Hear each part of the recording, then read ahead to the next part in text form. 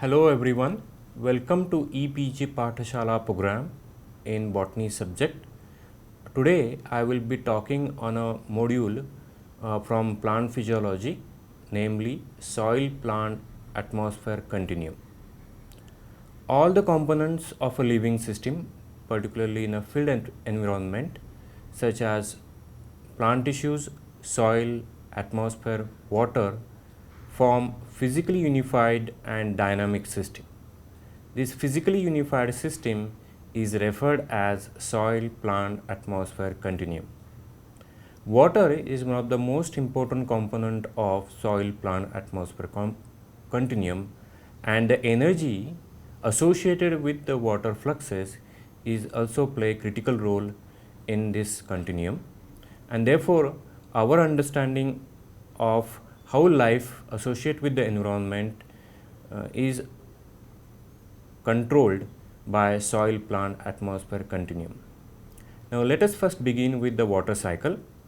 In water cycle, liquid water evaporates to form water vapor, which is released in the atmosphere.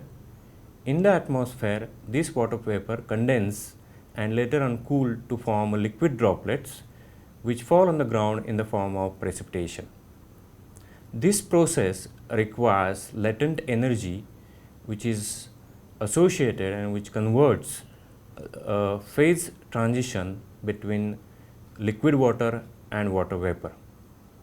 Apart from this process, evapotranspiration and potential energy is critical to create water fluxes. Therefore, an understanding of factors and various physical processes that influences soil plant atmosphere continuum is essential. In this module, we will study the learning objectives of soil plant atmosphere continuum. These are: study the overview and definition of soil plant atmosphere continuum, study the flow of water in soil plant atmosphere continuum, study the flow of water in soil, study the water uptake by roots, study the water flow inside the roots, study the water flow from roots to the leaves, study evapotranspiration and water consumption by plant, and study the orders of magnitude of water potential in soil plant atmosphere continuum. Let us first understand what is soil plant atmosphere continuum. All components of field environment such as soil, plant and atmosphere form a physically unified and dynamic system.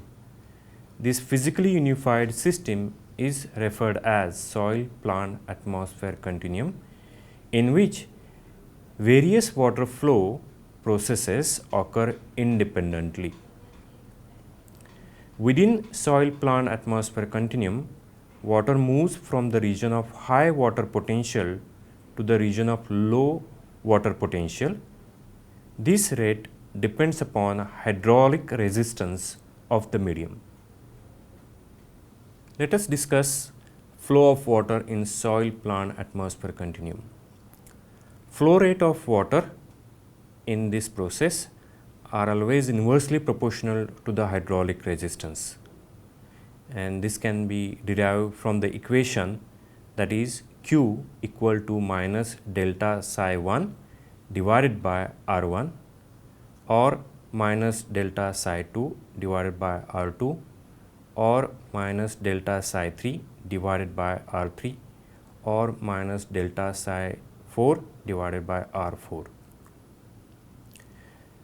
This equation represents steady state flow where Q is a water flux, which is represented in the form of meter per day, and the numerator values represent different pathways in the system, with R1 representing soil to root pathway, R2 is from root to xylem pathway, R3 represents water movement from the xylem to the leaves, and R4 represents water flux from leaves to the atmosphere. Through this system, the main driving force for the water movement is a hydraulic gradient, which is reported as delta psi divided by delta x. It is useful to think of water movement as a product of driving force causing water to move and a factor representing the ease with which water moves in the soil. This was formalized by Henry Darcy in 1856 as a Q equal to minus K delta Th divided by delta X, where Q is a volume of a water flowing through a unit cross-sectional area of soil per unit time, K is a saturated hydraulic conductivity of the soil, Th is a total hydraulic head, and X is a position coordinate in the direction of flow. This equation is also known as Darcy's law.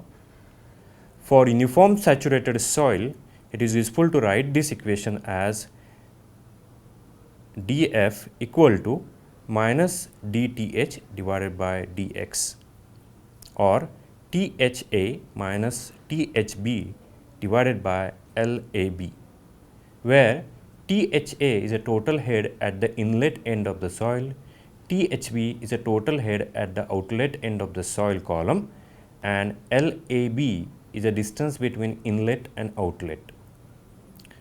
The hydraulic conductivity, which is represented as a K, represents the ease with which water flows through the soil. Its value depends upon soil properties and the properties of soil water. The driving force dF is represented by hydraulic conductivity.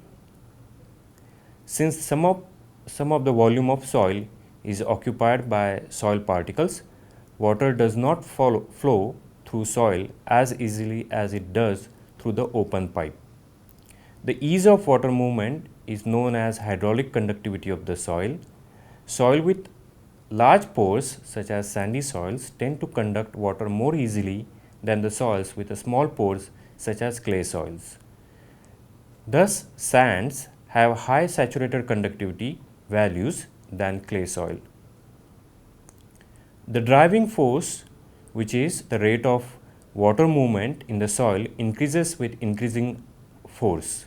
In saturated soil, the driving force is a result in a difference in elevation and positive external pressure in the soil. In unsaturated soil, the attraction of soil surfaces for water is often a major component to the driving force. Uptake of water by the roots depend on number of factors such as soil hydraulic conductivity, rooting depth and density, root distribution, soil osmotic potential, depth of water table, and evaporative demand of atmosphere. In the field soil, root length density in the topsoil is usually so high that the local rate of uptake of water is never likely to be limited by soil properties.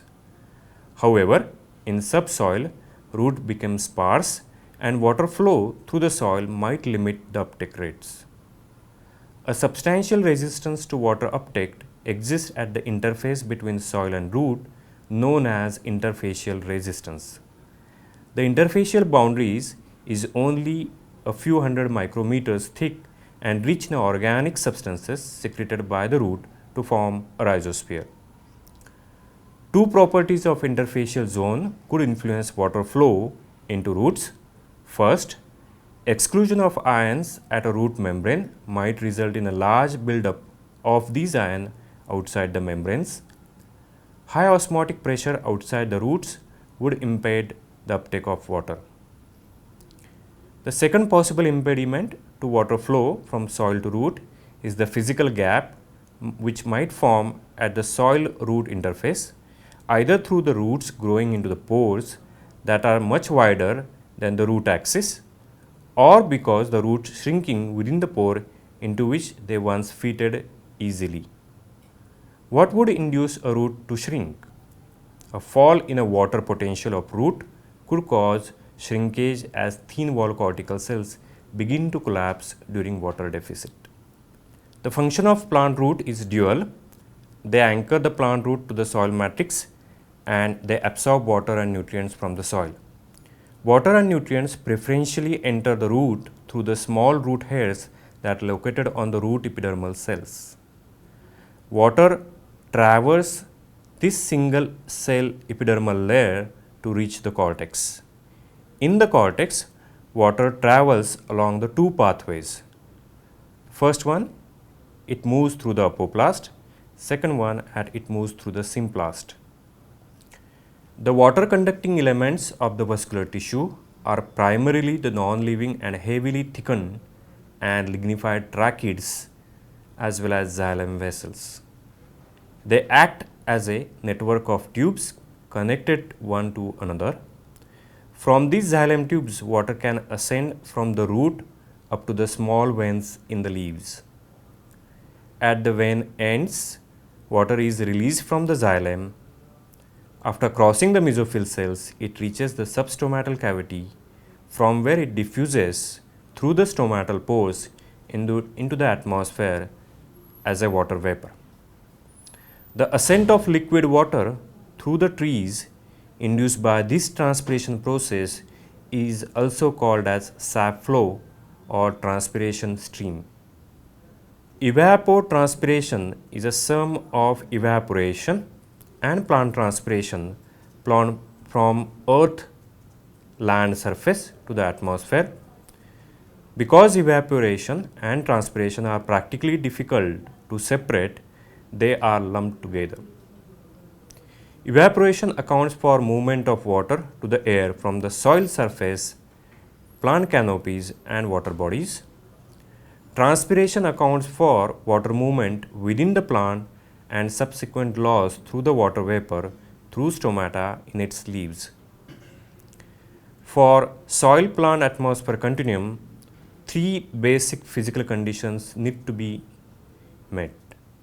First, continuous heat supply to change liquid water into vapor. Second, vapor gradient must be present to maintain the water flux. These vapor must be transported away by diffusion or convection. And the third, continuous water supply, which depend on the content and water potential in the plant body as well as on its conductive properties. The total potential difference between soil moisture and atmosphere humidity range from tens of megapascal, and in arid climate it can exceed to 100 megapascal. The potential drop is the soil towards the root varies from less than 100 kilopascal. In the root, potential drop is somewhat greater than from soil to root. The major proportion of potential drop occurs between leaves and the atmosphere. Let us summarize the topic. Quantifying water dynamics through soil plant atmosphere continuum requires understanding of water dynamics in three separate compartments: soil, plant tissues and atmosphere, and their interface and connections among them. These connections are soil-plant interface and leaf interface. The driving force for water movement is determined by total water potential across the soil and atmosphere, which influences water movement from the soil to the plant.